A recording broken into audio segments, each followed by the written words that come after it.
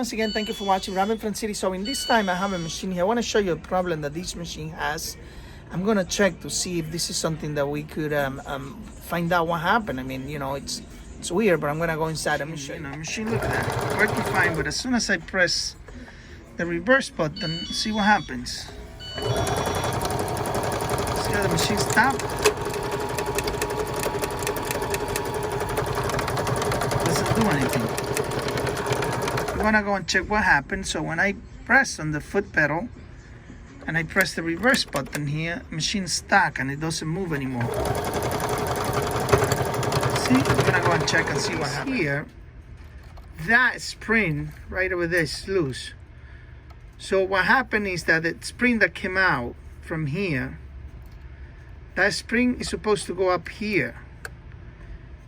That way, every time I press, this part's gonna come in and go in and out, in and out, in and out. Right now the spring is loose.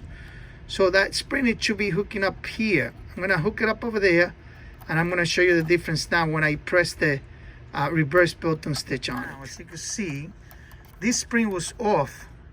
So now when I press the reverse button, you're gonna see now, see, right there is gonna be reversing, and when I let it go, it's gonna go straight.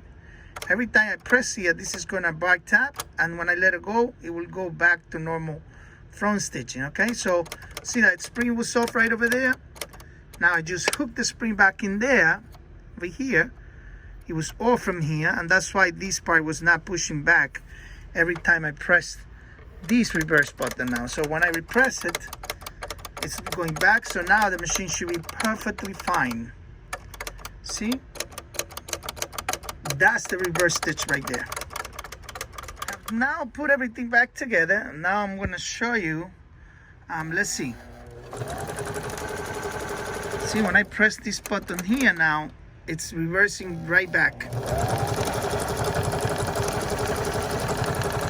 that?